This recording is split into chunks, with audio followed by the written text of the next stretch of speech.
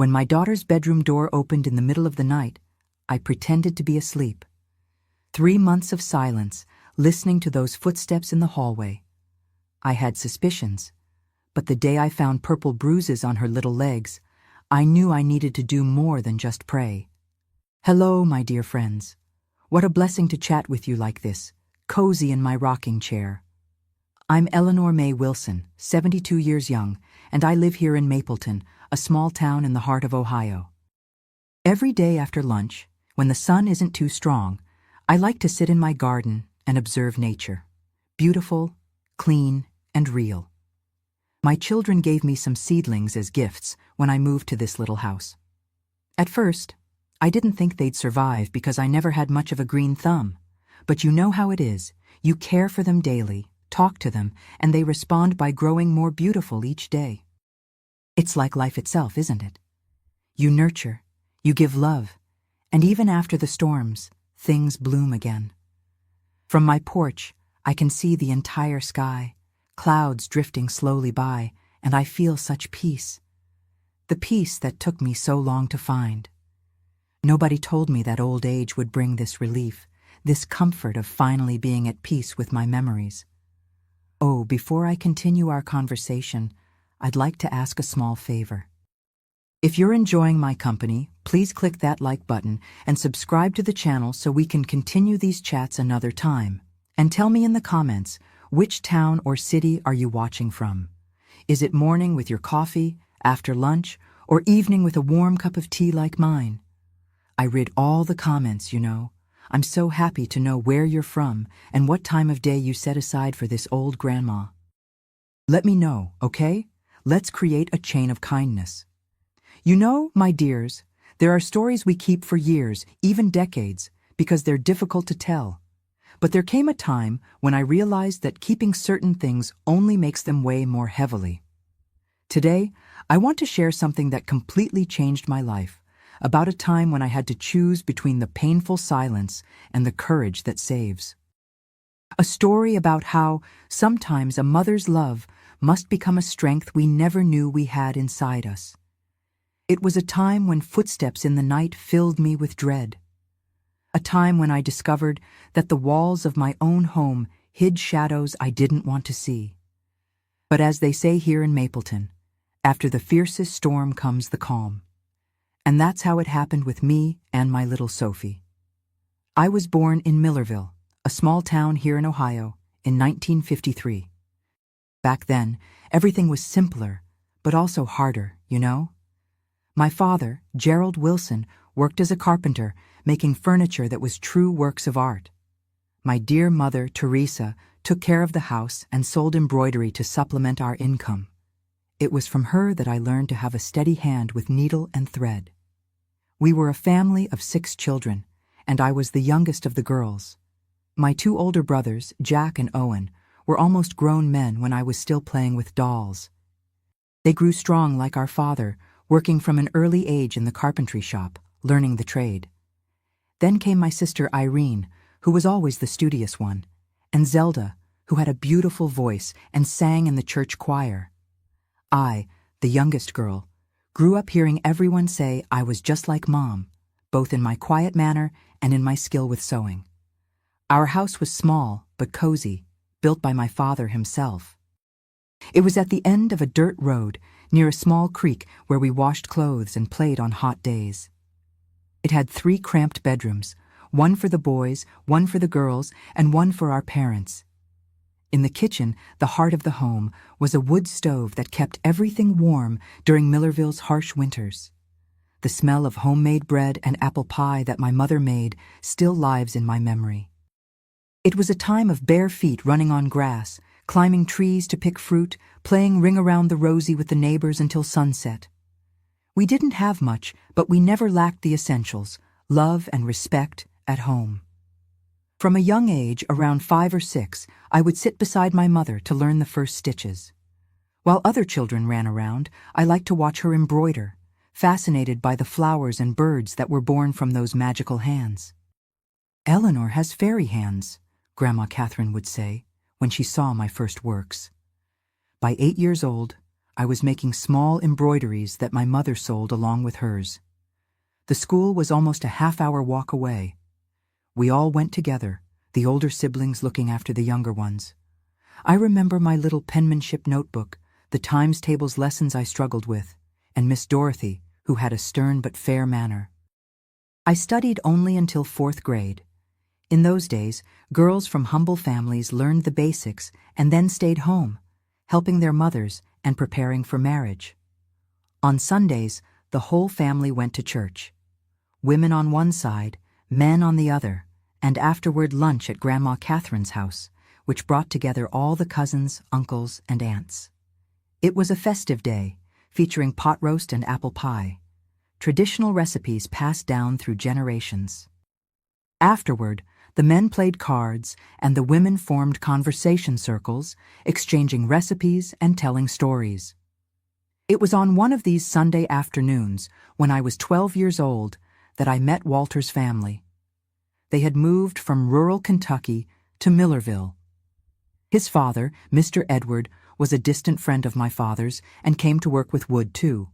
Walter was 17 and already helping his father. I remember him looking at me, and I, all embarrassed, hiding my face in my mother's apron. At that time, I didn't know that this shy boy, with brown eyes and calloused hands, would change my destiny forever. I had no idea that, years later, he would be the father of my Sophie. But before that, a lot of water passed under the bridge.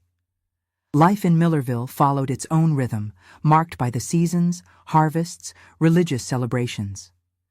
The 4th of July festival was the most anticipated event of the year.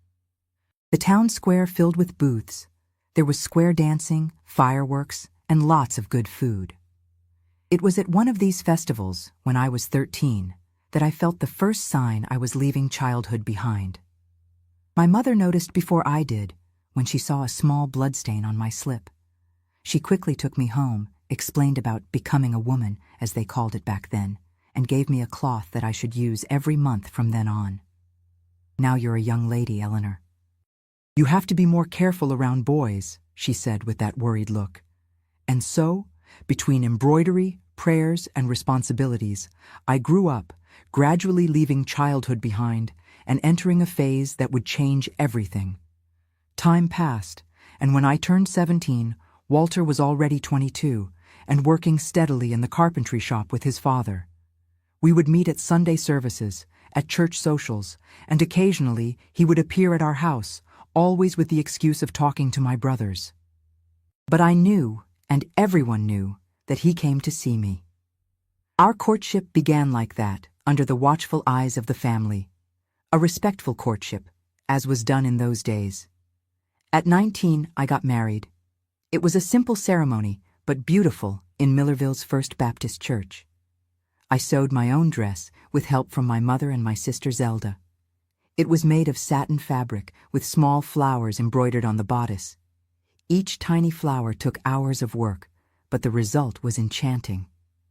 We went to live in a small house that Walter built, with help from my father and brothers. It was small, but to us it seemed like a palace. And I, full of dreams, set up a little corner with my sewing machine, a wedding gift from my parents. I started taking in sewing, doing alterations and small repairs for the neighbors. At first, Walter was a good husband, hard-working. He came home tired, but always with a smile on his face. Our first year of marriage was peaceful, with adaptation and discoveries. He would leave early to work at the carpentry shop, and I took care of the house, sewed, and gradually we built our life. At 21, I became pregnant with our Sophie. The pregnancy was smooth, despite the morning sickness that left me weak during the first few months. Walter was over the moon when I told him, already planning to make the baby's crib himself. Our daughter was born on a winter morning in 1974, rosy-cheeked and with black hair just like her father. "She'll be named Sophie after my grandmother," Walter said, and I agreed. It was a beautiful name, delicate, like her. The problem started when Sophie was about 2 years old. Mr. Edwards' carpentry shop wasn't doing well, facing competition from a larger factory that opened in Springfield. Walter began to get worried, tense. Sometimes he'd come home smelling of whiskey. It wasn't every day, but I noticed it becoming more frequent. On those nights, I'd put Sophie to bed early and stay in the kitchen, sewing and praying for him to come home in a good mood. When Sophie turned 3, the carpentry shop closed for good. Mr. Edward, now elderly, decided to return to Kentucky to live with another son. But we stayed in Millerville. Walter got a job at a sawmill, earning less and working more, and that's when his transformation began. The gentle man I knew started disappearing, giving way to someone bitter. He complained about everything: the food, the house, my sewing, Sophie's crying. Any little thing was cause for explosion. At first it was just shouting. I would send Sophie to her room and endure in silence, waiting for the storm to pass. The first time he hit me was after a neighbor child's birthday party. We returned home, and he complained that I had been too friendly with Richard, an acquaintance of ours. "You were throwing yourself at him," he shouted, completely beside himself. I tried to explain that we were just talking about some sewing work his wife wanted to commission me for, but Walter wouldn't listen. The slap came out of nowhere, strong, making me stagger. I was in shock, with my hand on my face, unable to believe it. He had never raised a hand to me before. That night, I cried hidden in the bathroom so Sophie wouldn't hear. The next day, Walter woke up remorseful, asked for forgiveness, swore it would never happen again, and I believed him. I wanted to believe. It was the drink, I thought, not him. But it wasn't just that one time. The outbursts of anger became more frequent. Sophie merely dropping a glass, or me taking a little longer at the market, was enough for him to turn everything into drama. Our house, once so cheerful, became heavy, as if the walls held the echo of arguments. When Sophie turned 5, Walter lost his job at the sawmill. He was unemployed for almost 3 months, drinking more and more. My sewing became the household's support. I worked day and night at the machine, taking orders for clothes, repairs, curtains, whatever came up. I had a loyal clientele, thank God, but money was tight. It was during this period that my brother Jack, who had moved to Springfield years before, suggested we move there too. "There's work at the paper mill, Eleanor. Bring Walter. You can stay at our house until you get settled." Walter resisted at first. Man's pride. He didn't want to depend on his brother-in-law, but when the store owner refused to extend us any more credit, he gave in. We packed our bags, sold what little we had, and left for Springfield. During our first months in Springfield, we stayed at my brother Jack's house with his wife Harriet. They welcomed us with open arms, especially Sophie, who became the joy of the house. Walter got the job at the paper mill, and I continued sewing, now for a new clientele that Harriet introduced me to. Gradually, we saved a bit of money and rented a simple house, but our own. It was 1979. Sophie had just turned 5 and started attending kindergarten. Everything seemed to be improving. Walter was calmer with the new job, drinking less, and even played with Sophie occasionally. I came to think that we had turned the page, that the bad days had been left behind in Millerville. My other brother, Owen, also ended up coming to Springfield the following year. With our father's health deteriorating, he wanted to be closer to us. Owen was always the quietest, but also the most observant. From the beginning, I noticed that he looked at Walter with suspicion, as if seeing something I was trying to hide. "That husband of yours doesn't smell right to me, Eleanor," he told me once when we were alone. "If he does anything to you or to the girl, you tell me." I was embarrassed, changed the subject, said that Walter had changed, that everything was fine now. But deep down, those words gave me comfort. It was good to know that my brothers were nearby, looking out for me and Sophie. The calm lasted only a short while. When Sophie was almost 8, Walter was promoted to supervisor at the factory. He earned better, but the responsibility increased, and with it, the stress. He started arriving home late, always tense. The fights returned, worse than before. He complained about the mess in the house, the food, the noise Sophie made when playing. Anything became a reason. It was during this time that I noticed the first change in Sophie. My girl, always so cheerful and talkative, began to become quiet, frightened. At school, the teacher called me, concerned because Sophie was distant, no longer participating in activities as before. At home, when she heard the sound of the key in the door announcing her father's arrival, she would run to her room, like a frightened little animal hiding from a predator. One night, I woke up with Sophie beside my bed, crying softly. "Can I sleep here, Mom?" she asked, in such a small voice I could barely hear. Walter, who was sleeping beside me, woke up irritated. "Go back to your room, girl. You're too big to be afraid of the dark," he scolded. Sophie trembled, but obeyed, returning to her room with dragging steps. The next morning, I discovered she had wet the bed, something that hadn't happened since she was very young.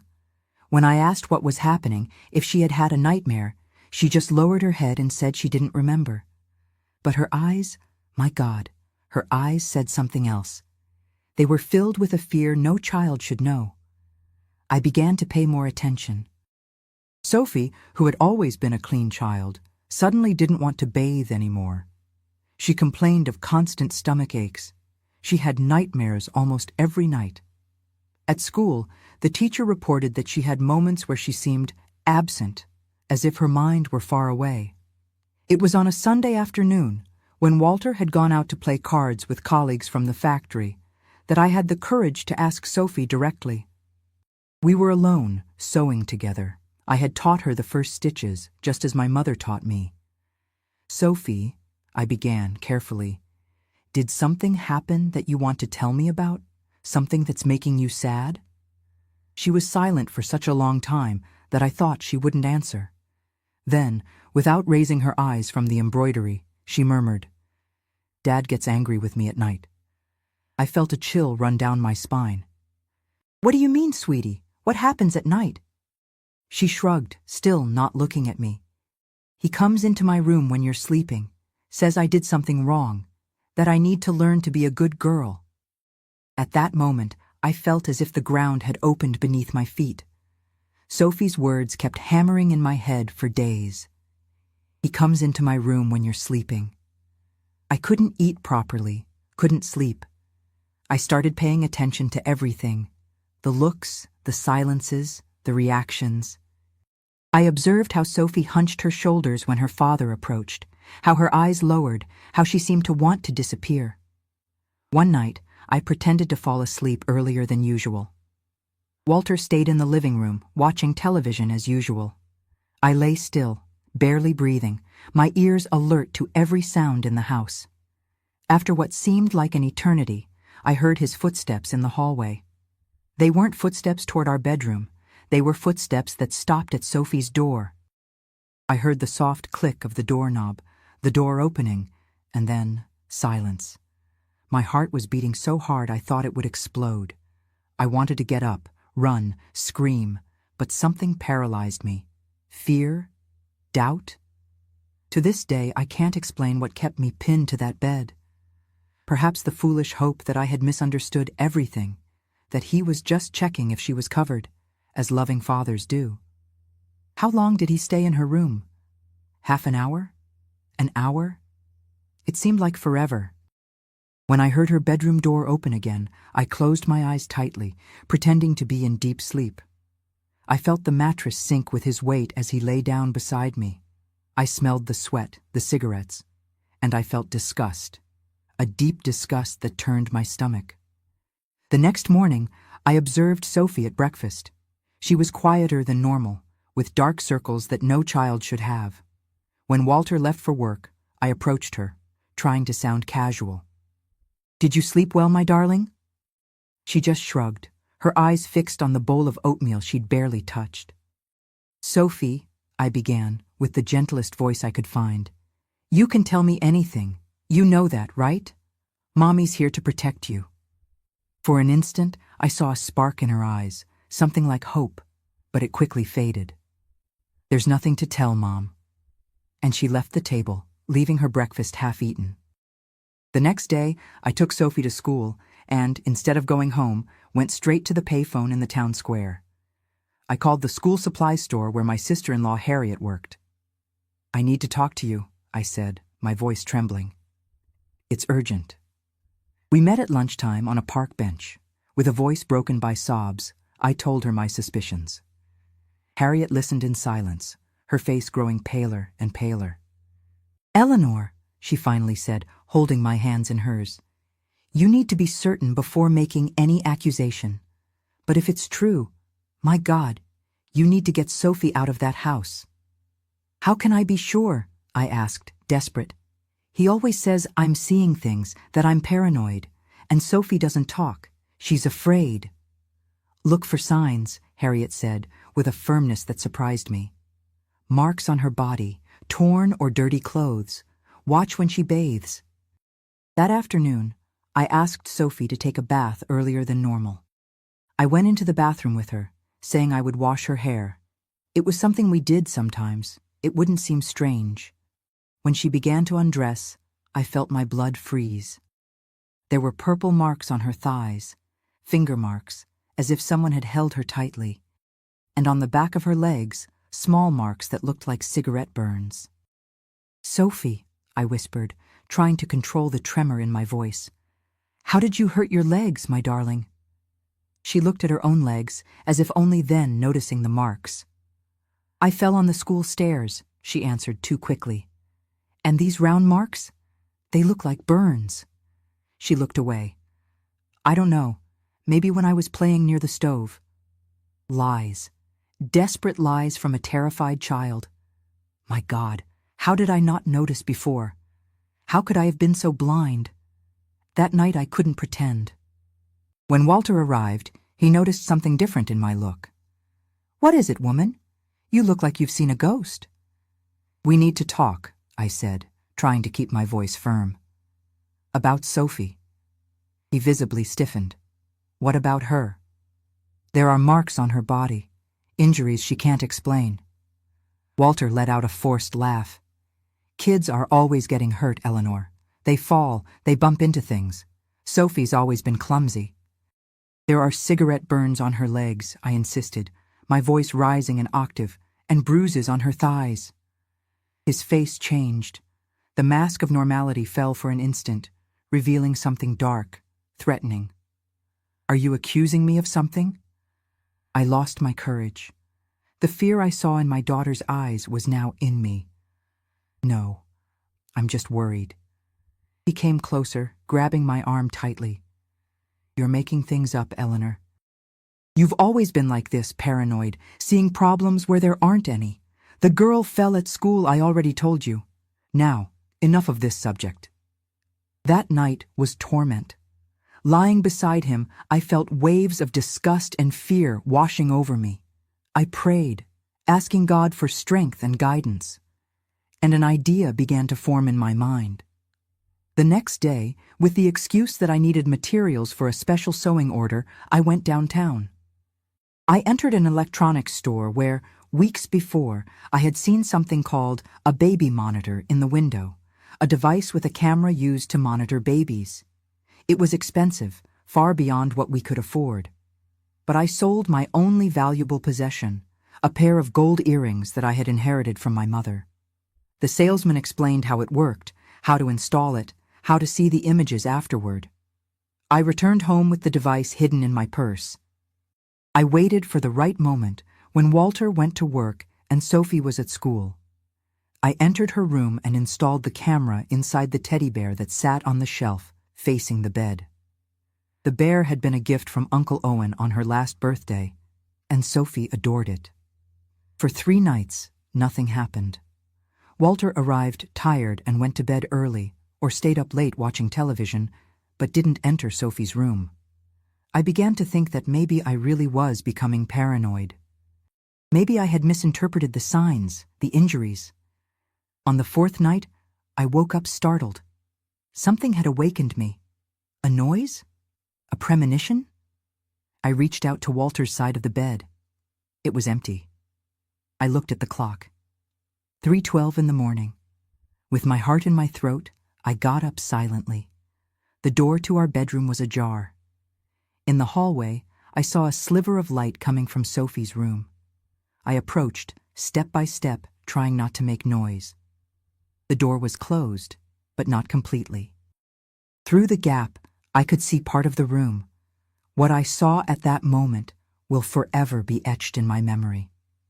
Walter was sitting on the edge of Sophie's bed. He had a cigarette in one hand and in the other. My God, I don't even want to remember. Sophie was lying still as a statue, her eyes open, staring at the ceiling, tears silently streaming down her face.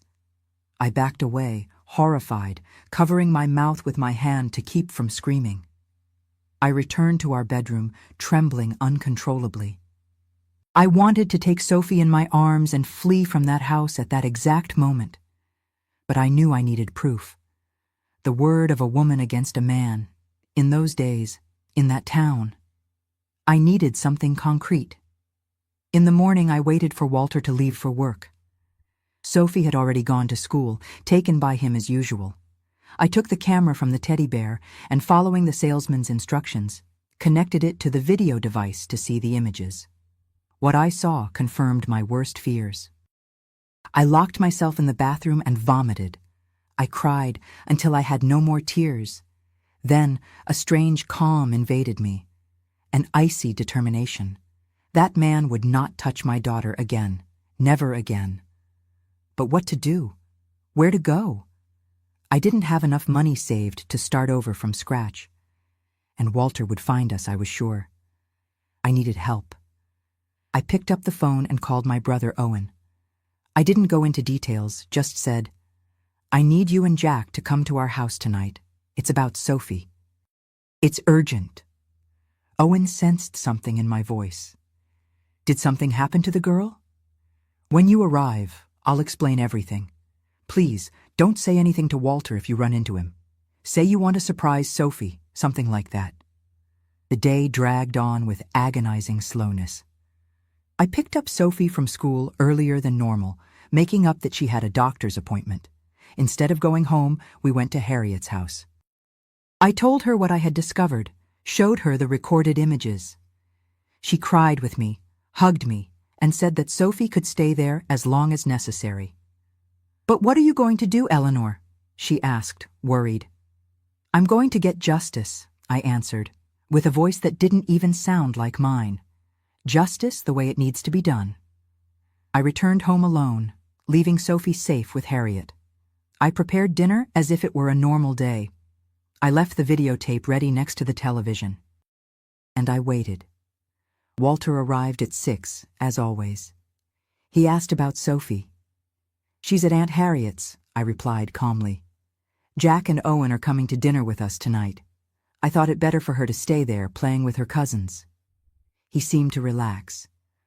"Oh, your brothers are coming? Good. It's been a while."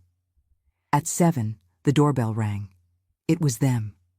Jack, the eldest, always serious and responsible, and Owen, the youngest of the men, a man of few words but penetrating gaze. They entered, greeted Walter with formal handshakes.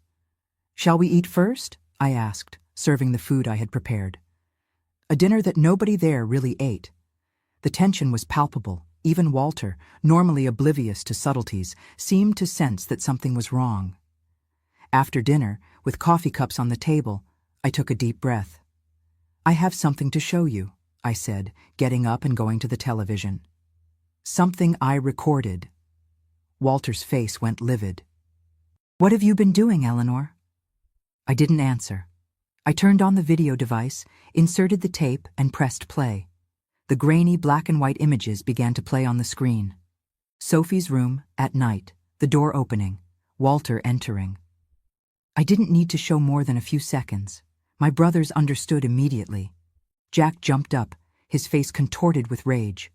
Owen remained seated, but his expression had changed to something I had never seen before.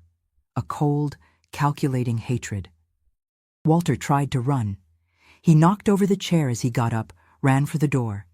But Jack was faster, blocking the exit. Owen finally stood up, calmly closing the curtains in the living room. "Eleanor," Jack said, without taking his eyes off Walter, "you'd better leave now. Go to Harriet's house. Stay with Sophie." I grabbed my purse, where I had already placed the original videotape and some important documents. At the door, I turned one last time. Walter was cornered between my brothers, his face a mask of fear. For the first time since I'd known him, I saw in his eyes the same terror he had caused in my daughter. "What are you going to do?" he asked, his voice trembling. Owen answered, with a frightening calm, "We're going to teach you what happens to men who hurt children." I closed the door behind me, knowing that what would happen in that room was not something I wanted to witness. On the street, the cold night air hit me like a slap. I breathed deeply, feeling a mix of horror, relief, and a strange sense of liberation. I walked to Harriet's house where Sophie was sleeping, finally safe. That was the first night in a long time that I also managed to sleep without fear. At Harriet's house, sitting next to the bed where Sophie slept, I wondered what might be happening in my house at that moment. Part of me wanted my brothers to make Walter suffer every pain he had inflicted on my daughter. Another part feared the consequences. What if they went too far?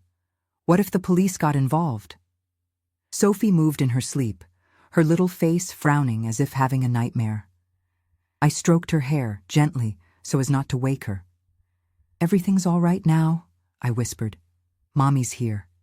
No one's going to hurt you again." Harriet entered the room with a cup of tea. "You need to try to rest a bit," she said, handing me the hot drink. "Tomorrow you'll have many decisions to make." I had barely taken 2 sips of the tea when we heard knocking at the door. My heart raced. Was it the police?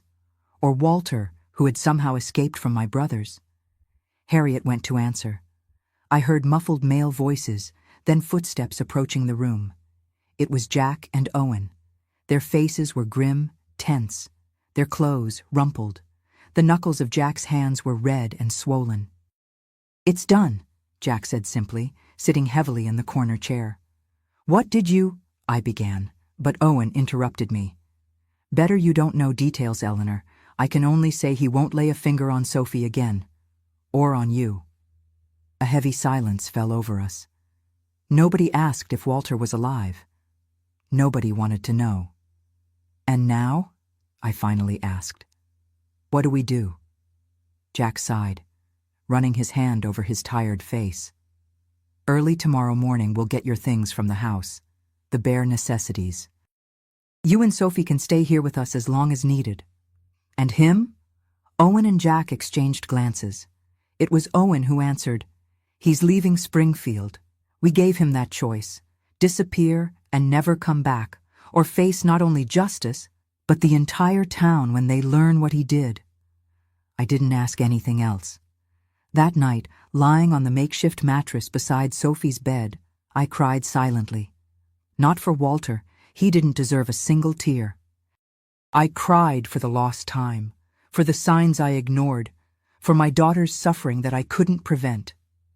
The next morning, as promised, my brothers took me back to the house to get our things. There was no sign of Walter, but the living room still held evidence of the previous night: a broken chair, stains on the rug that I preferred not to examine closely. I took clothes, documents, some photos, none with Walter, Sophie's favorite toys, and my sewing machine, my livelihood. As we were leaving, I noticed the teddy bear on the shelf in Sophie's room. That same bear that had housed the camera, the silent witness to the horrors. I hesitated to take it, thinking it might bring bad memories for Sophie. But I decided to take it anyway. That bear wasn't to blame for anything, and in a way, it had been our savior. The following days were a blur of confused emotions. Sophie seemed relieved not to see her father, but was still frightened, withdrawn. I took her to a doctor, who confirmed what I already knew and didn't want to accept. The abuse had been systematic and had been going on for months.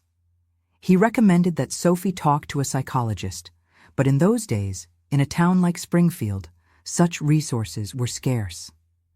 A week later, I received a summons to appear at the police station. Someone in the neighborhood had heard the commotion that night and called the police.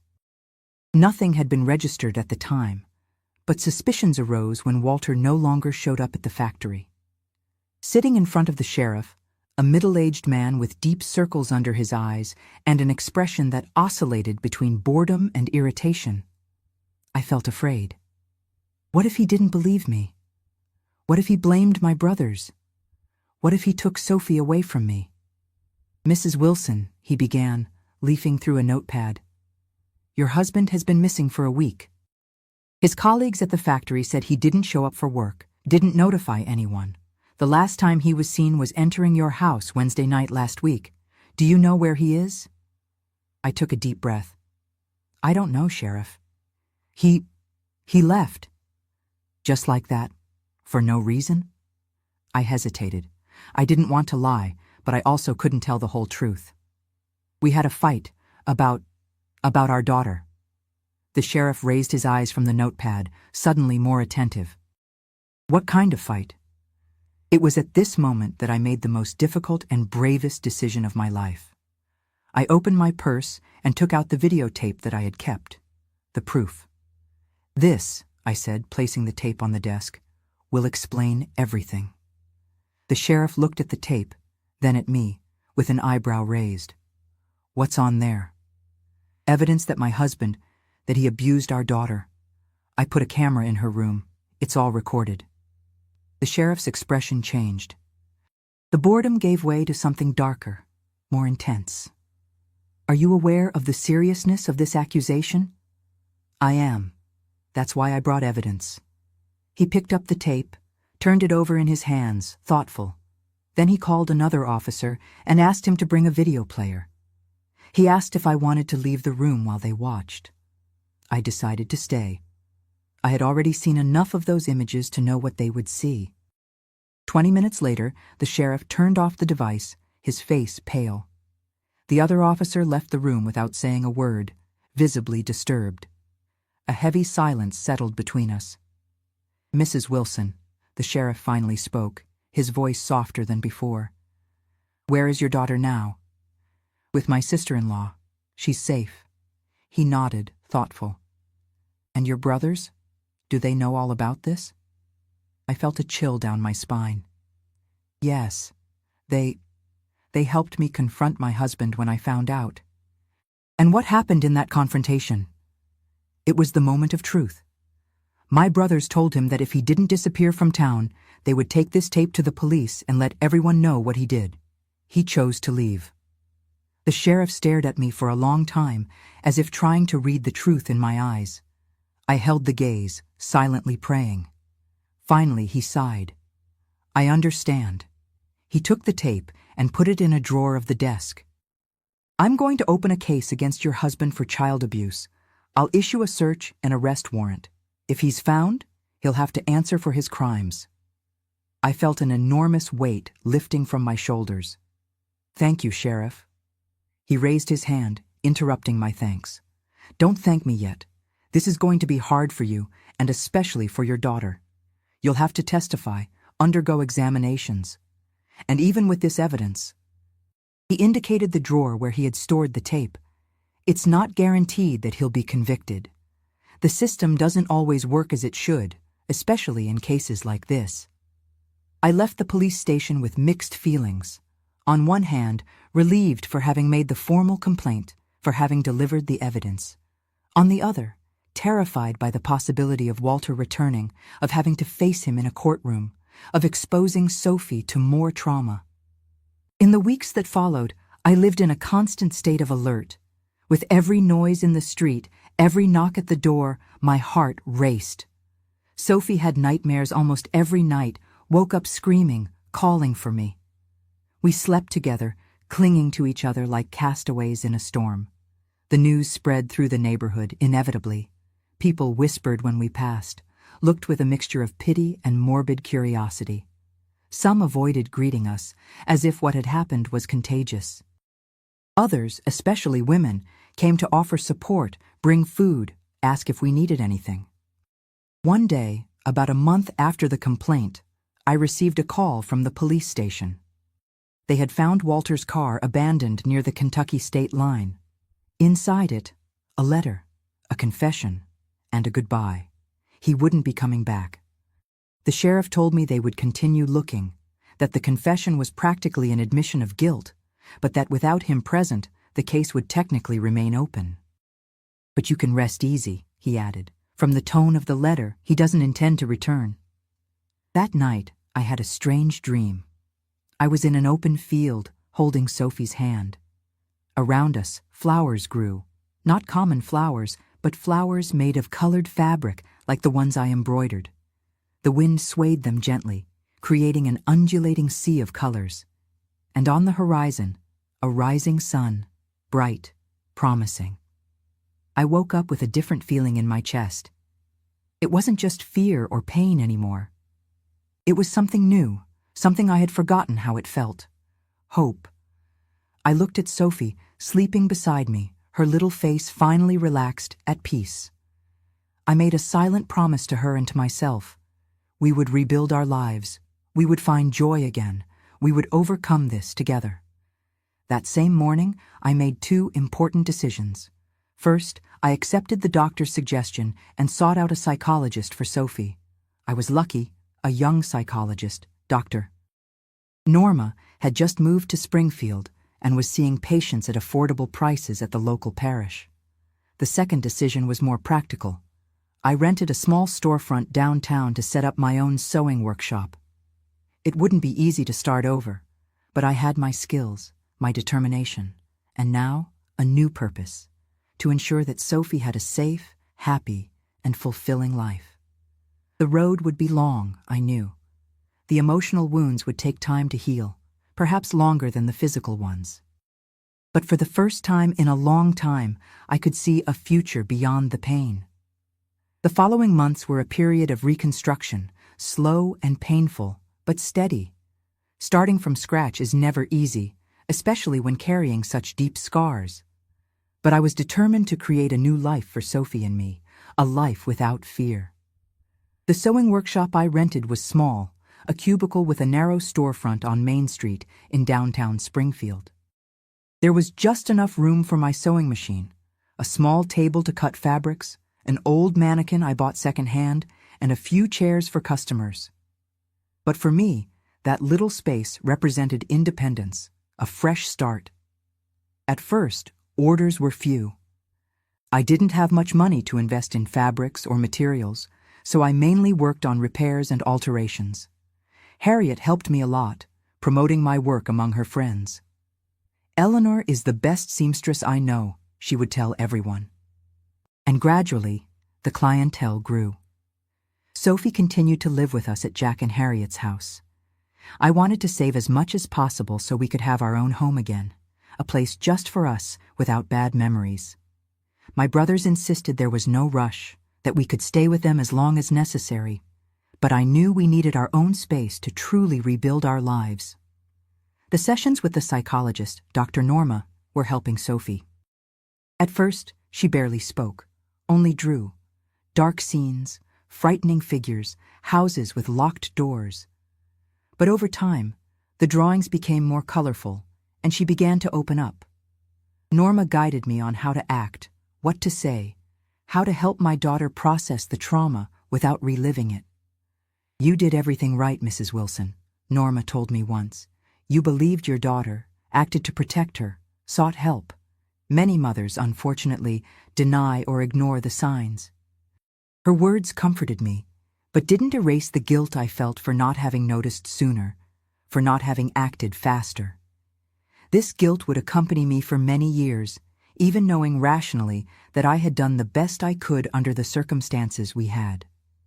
One day, about 6 months after Walter's disappearance, I received an unexpected visit at the workshop.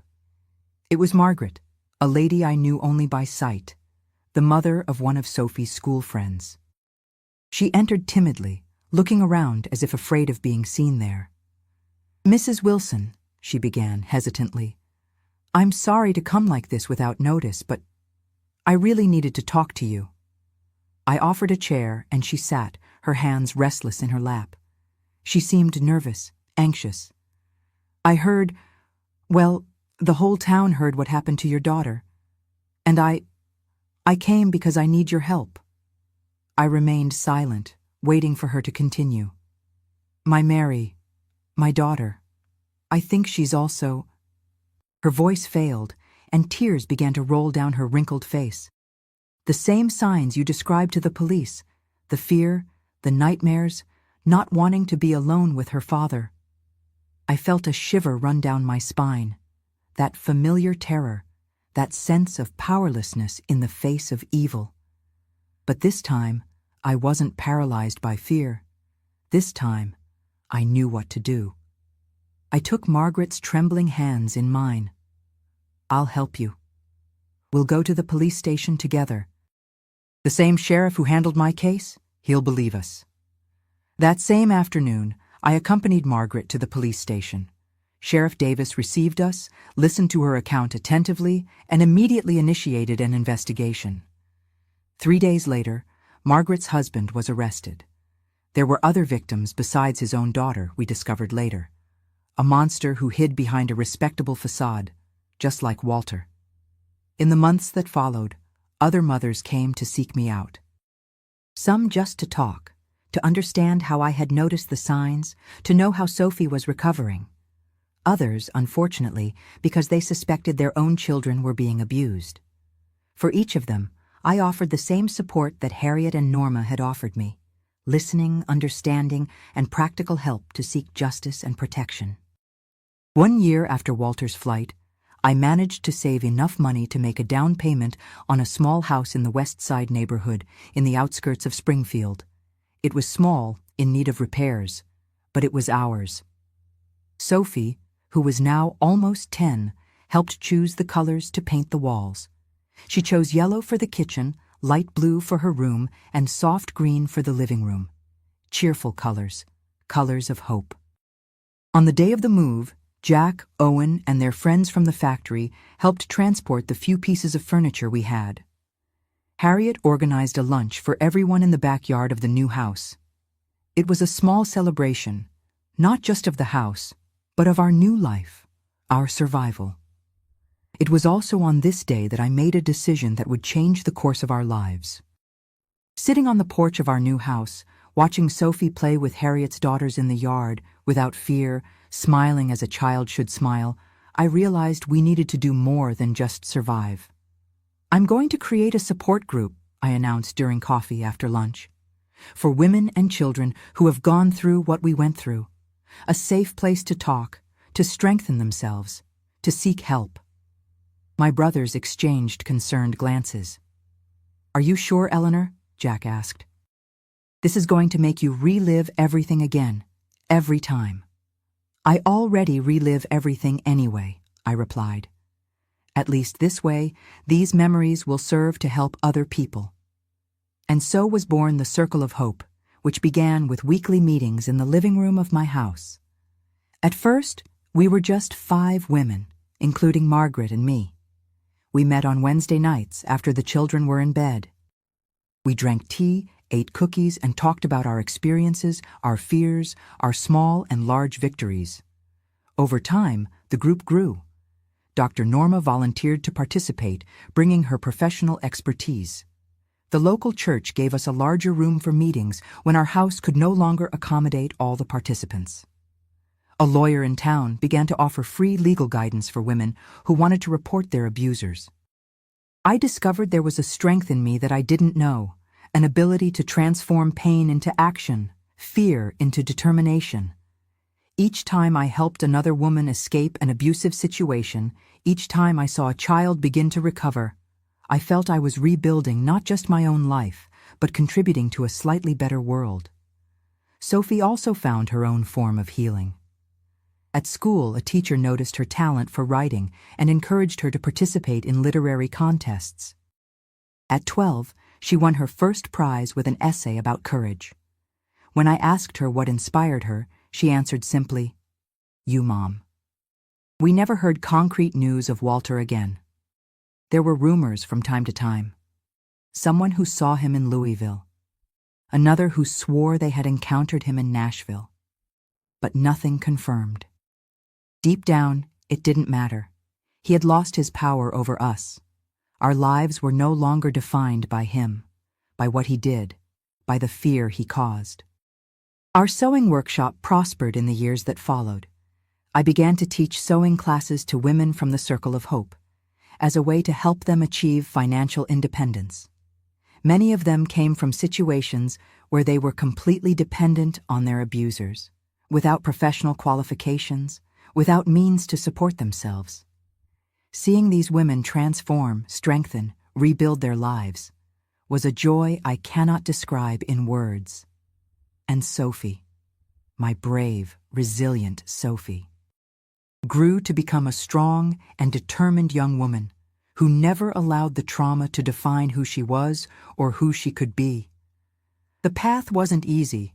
There were difficult moments, relapses, nights of nightmares, and days of deep sadness.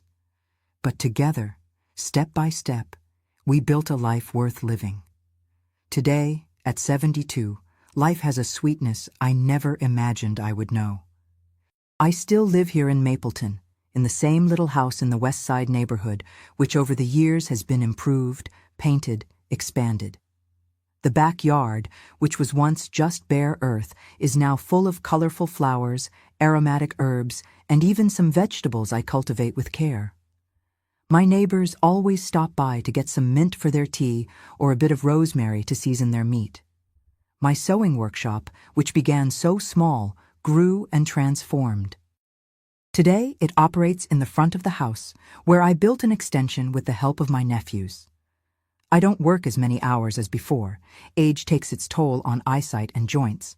But I still do some special work for long-standing customers who won't accept another seamstress. Most of the time in the workshop now is dedicated to teaching. Twice a week, I give sewing classes to women referred by the Women's Resource Center, which works in partnership with our Circle of Hope. Seeing these women, many of them emerging from situations of violence, finding financial independence, and regaining self-esteem through manual work, fills me with an indescribable joy. The Circle of Hope, which began in that little room in my house so many years ago, is now a recognized organization in the town. We have our own headquarters, volunteers, partnerships with the City Hall and national NGOs. I make a point of attending all the meetings, even though my role now is more mentor than coordinator. The younger women have taken on the leadership, bringing new ideas, new approaches, keeping the work alive and relevant. Sophie, my dear daughter, is now a woman of 51. She graduated in psychology, inspired by Dr. Norma, who helped us so much and works with children and adolescents who are victims of violence. She has a special way with the little ones, manages to make them feel safe, understood, respected. I think her own experience, though painful, gave her this gift of connecting with others suffering without being overwhelmed by it. She married a mathematics teacher, Adam, a kind and patient man she met in college. I have 2 wonderful grandchildren, Isabella, 25, who followed in her mother's footsteps and is also graduating in psychology, and Tyler, 22, who studies civil engineering in Columbus. He comes to visit me during vacations and always makes a point of spending at least 1 full day with me in the workshop, helping me organize the fabrics, listening to my stories of the old days. My brothers Jack and Owen, now elderly like me, remain nearby. Jack lost Harriet to cancer 5 years ago, a loss that deeply shook us. She was a warrior to the end, and her absence is still felt at every family gathering, every special date. Owen never married, always the most solitary of the 3, but he has a special connection with his grandnephews and grandnieces who adore him. Mornings are my favorite time of day. I wake up early with the first ray of sunlight. I prepare my coffee, sit on the porch, and watch the street slowly awaken.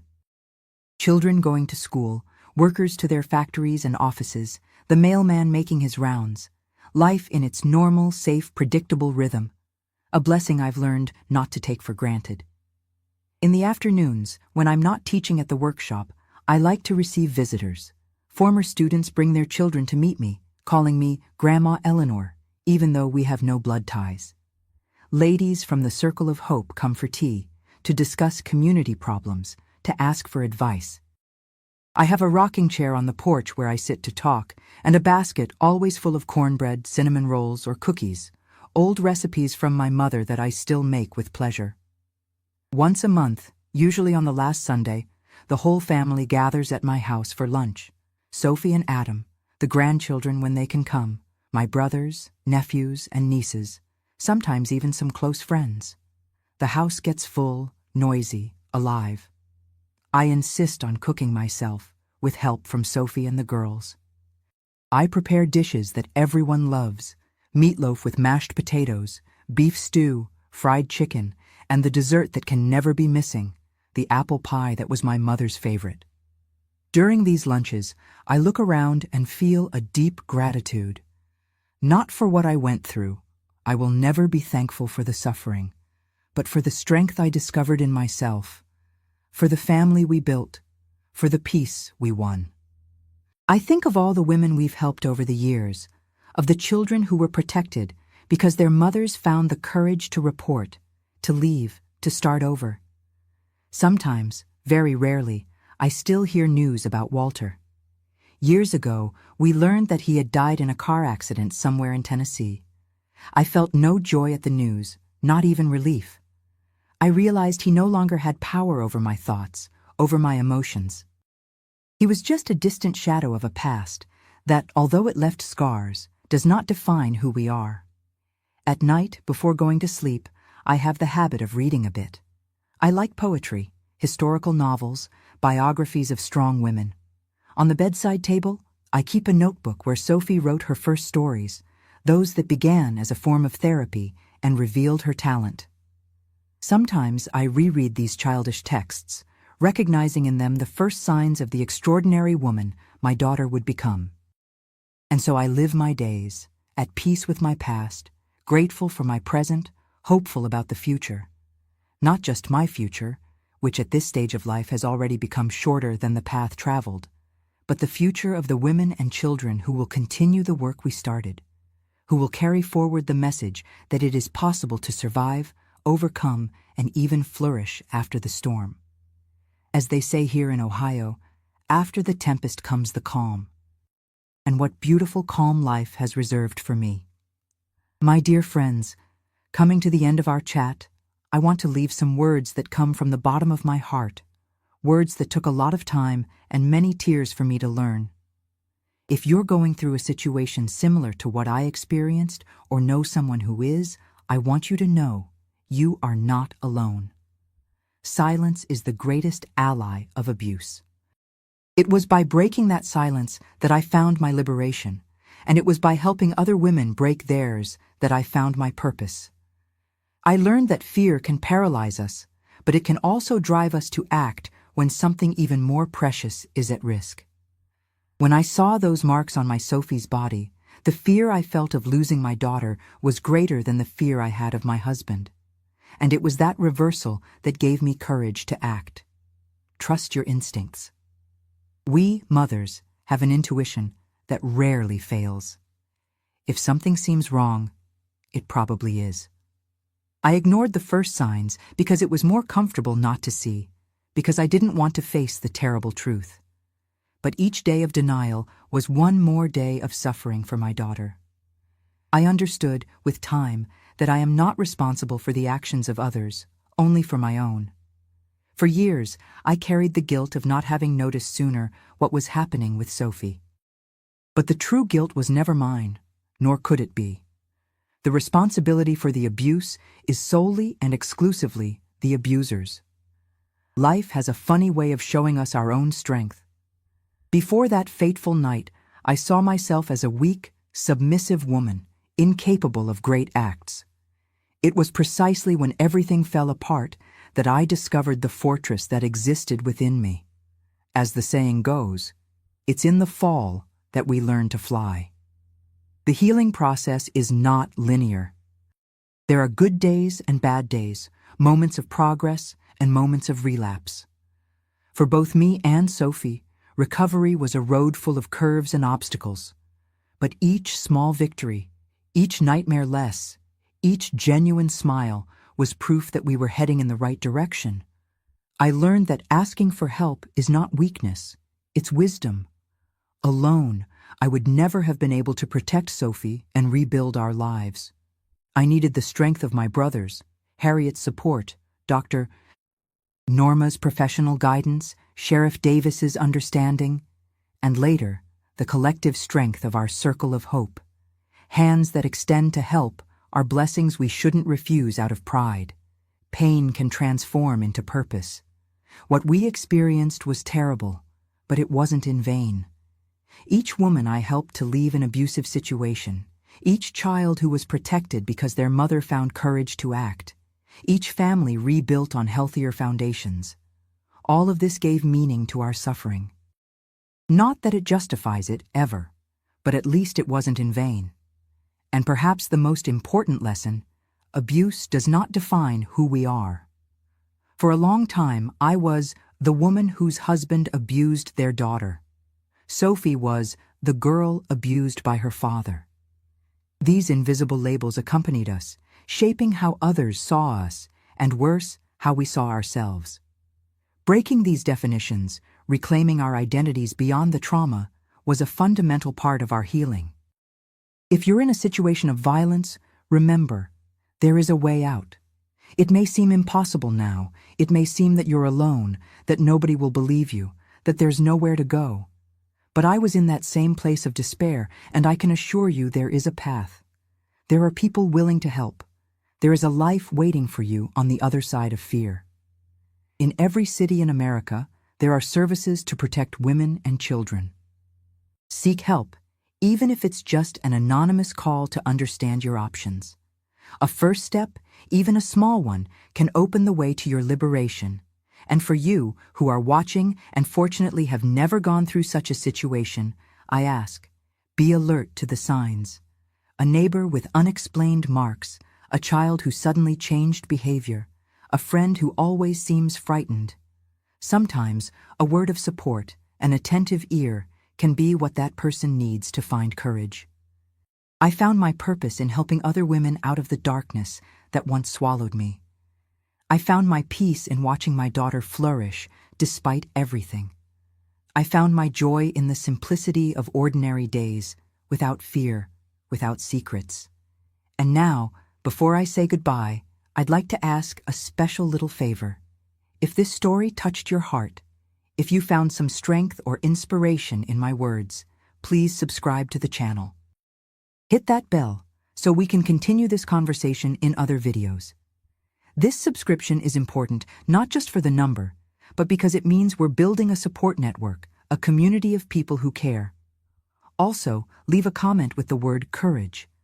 It's a way of saying that you watched until the end, that you care about stories like mine.